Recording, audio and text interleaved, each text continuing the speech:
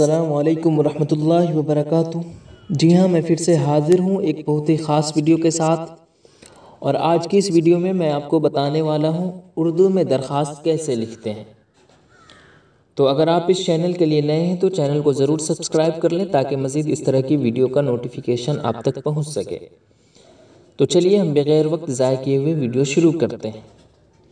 तो ये जो खाका आप देख रहे हैं स्क्रीन पर, ये खाका जो है वो आप किसी भी दरख्वास्त लिखने में इस्तेमाल कर सकते हैं, क्योंकि ख़ास करके इम्तिहान में दरख्वास्त के शुरू और इख्तिताम के अलग अलग नंबर होते हैं, वो भी बिहार बोर्ड हो या फिर किसी भी बोर्ड में हो।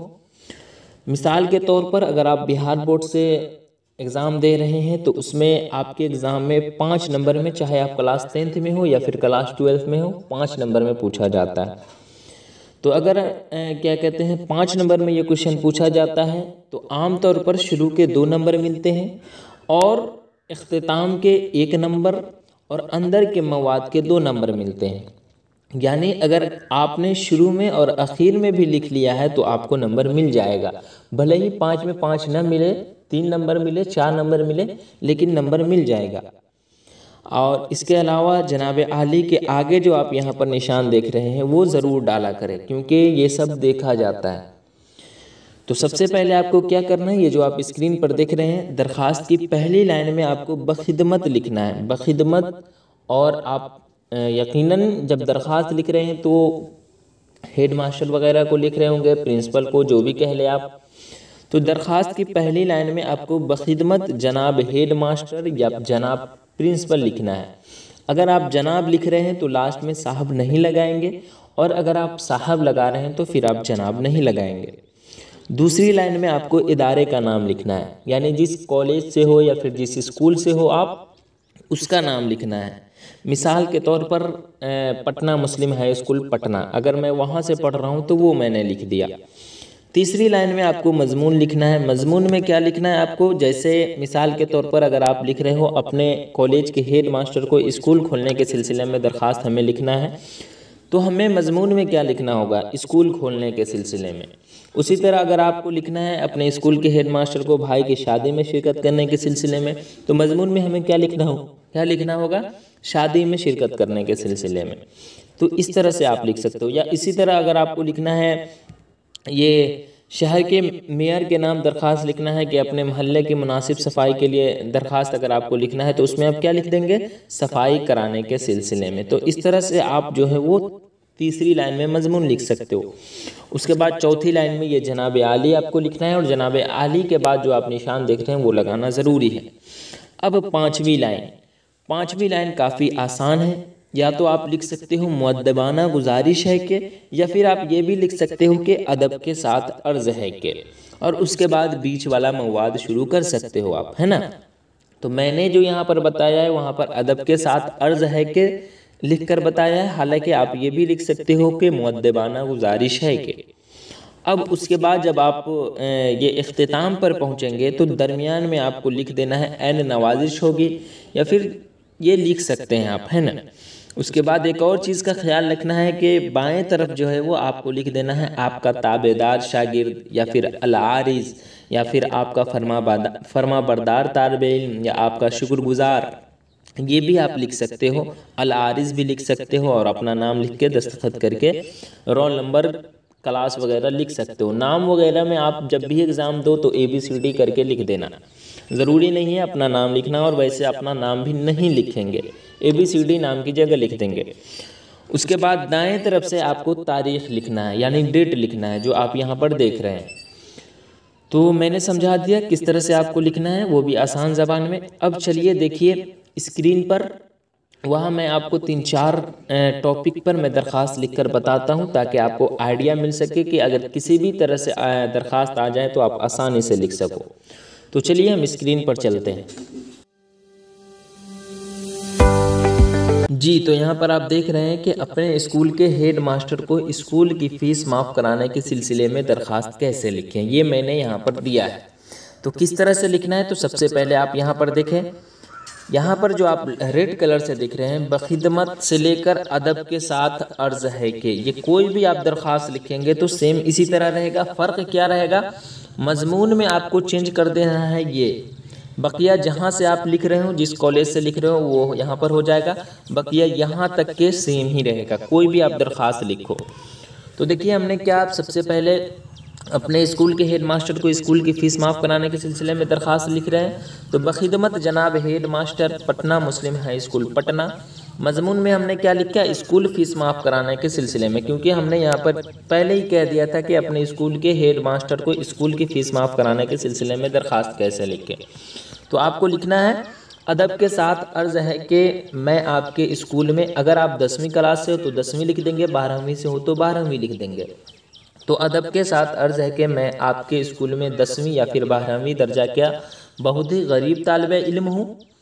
मेरे वालिदैन की माहाना आमदनी इतनी भी नहीं है कि घर का सारा खर्च चल सके, स्कूल की फ़ीस देना तो दूर की बात है ना।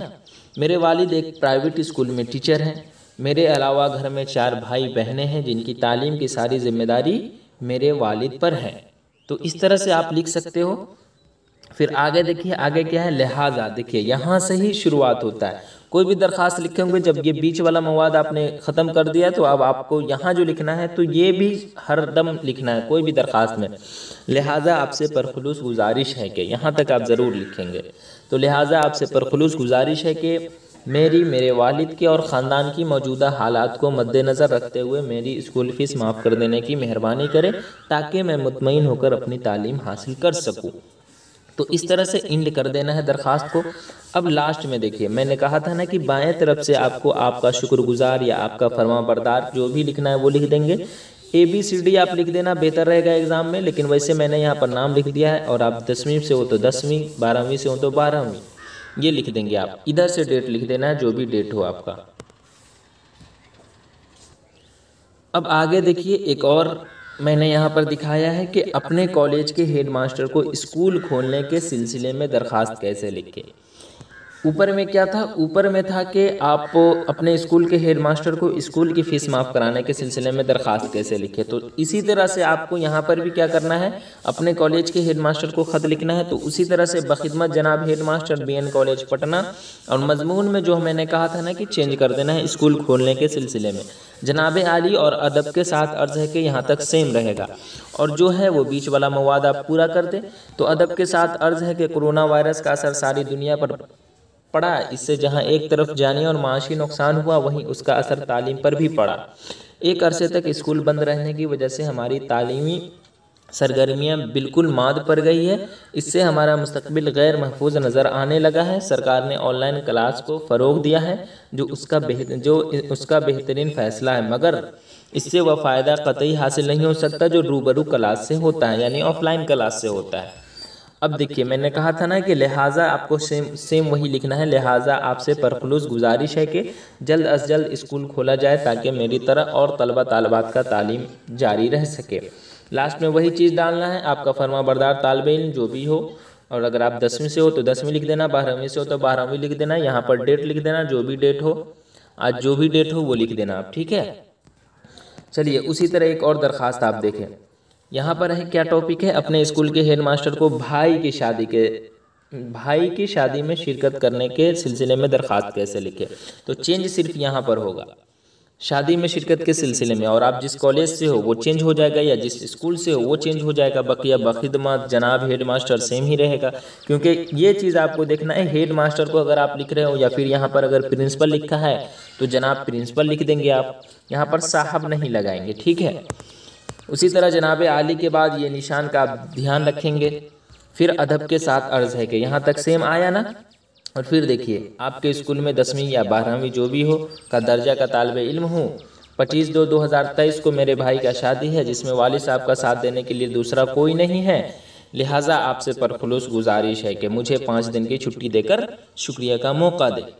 जब भी लिखें बीच वाला मवाद शॉर्ट ही लिखने की कोशिश करें, ज़्यादा लंबा भी लिखने की कोई ज़रूरत नहीं है।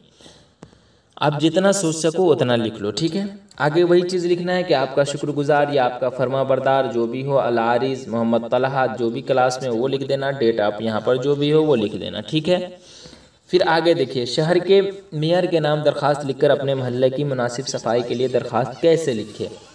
तो सेम है, बखिदमत जनाब। यहाँ पर मेयर आया है तो जनाब मेयर साहब, पटना सिटी पटना, मजमून में सफाई करने के सिलसिले में, क्योंकि यहाँ पर लिख ही रहा है कि अपने मोहल्ले की मुनासिब सफाई के लिए दरख्वास्त कैसे लिखे, तो वही चीज़ हो गया जनाब आली।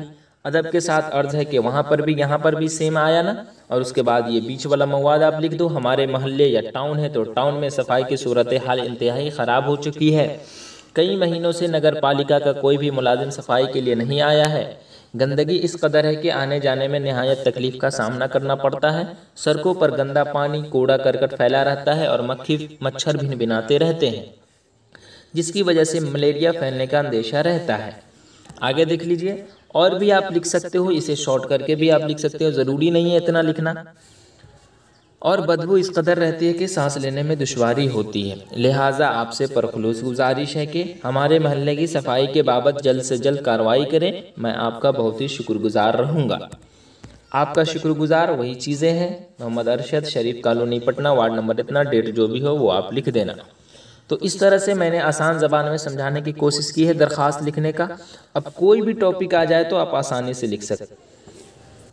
तो उम्मीद है अब आप अच्छे से समझ चुके होंगे।